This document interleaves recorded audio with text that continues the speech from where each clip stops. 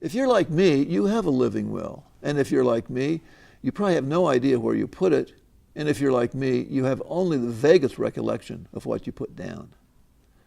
Now, living wills, however, were a great movement. Many people in this country would die really long, prolonged deaths in intensive care, hooked to machines, spending a lot of their family money on futile treatment. And the idea behind a living will is to give you some control over your terminal illness. And that's a wonderful thing. However, studies have shown that most living wills are not that effective. Doctors usually do what the family says. And that kind of makes sense because the family probably knows your situation better then than you did 5, 10 years ago when you were making out your living will. However, it's still a good idea to have one. But a much more important document to have is what is known as a durable healthcare power of attorney. In your state, they might be different, a different name. However, what they do is they allow you to appoint an agent, hopefully have a backup agent, to make medical decisions for you if you are unable to do so. And unlike a living will, which only kicks in when you are terminally ill, it is effective anytime you are in a position where you need medical care, but you can't consent to it. Now, you should get a lawyer to fill this out for you because they will give you more bells and whistles.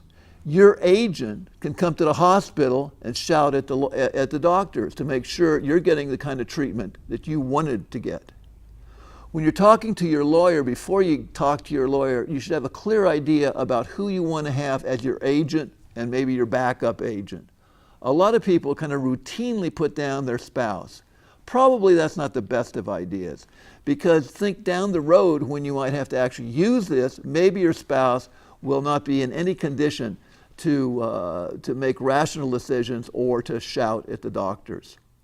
The other thing you want to talk to your lawyer about is the powers the agent has. Does the agent have the power to sign you up, to send you to a nursing home? And that is an important power because sometimes a nursing home won't take people unless their agent has that power in the document. Another thing to look at is whether or not the agent has the power to withdraw you from life support. And again, I think for a lot of people that's a very important power to have.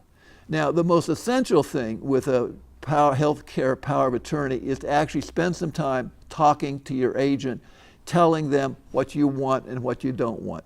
This could be part of a larger family conversation, or it could be just with the agent. A couple of things that I talk to my agent about.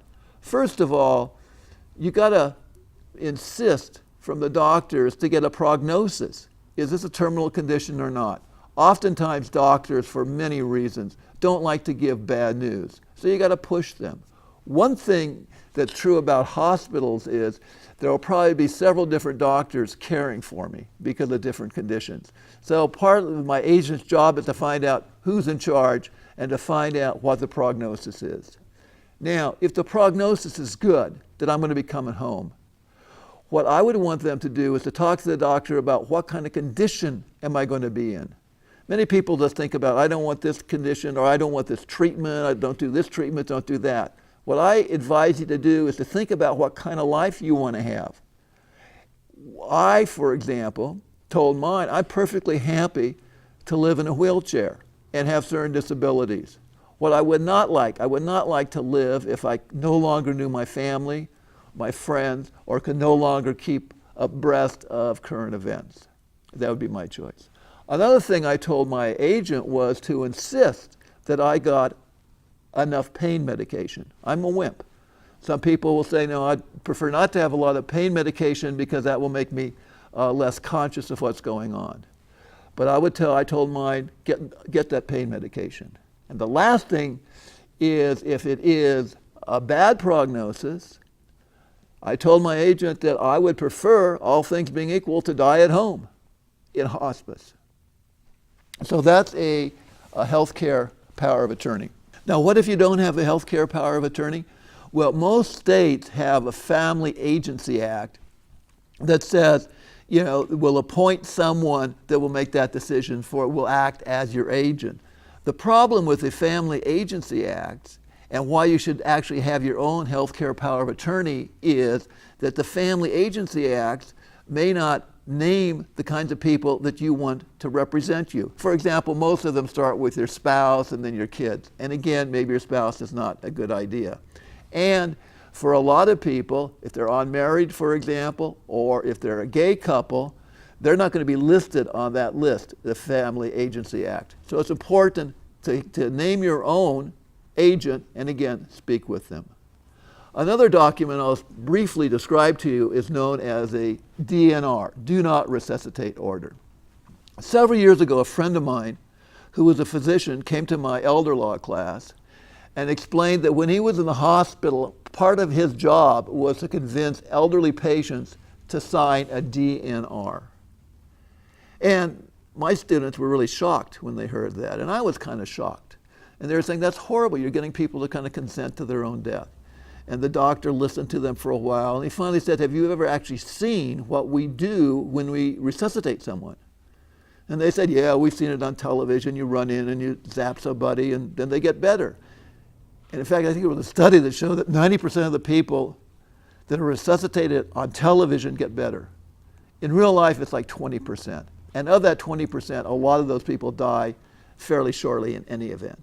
It is a fairly intrusive, a very intrusive procedure. So a DNR might be right for you. I know a lot of elderly people who are living at home and they don't want to be revived if they have a stroke or if they collapse. They don't want the paramedics coming in and resuscitating them.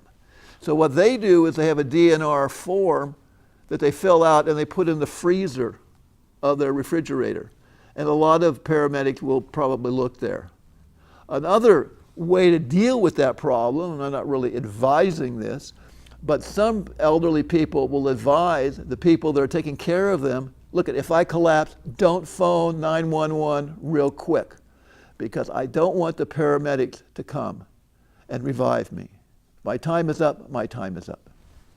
Now this has been a fairly gruesome discussion. Hopefully none of this will come about. If you're lucky, you're going to get run over by a bus.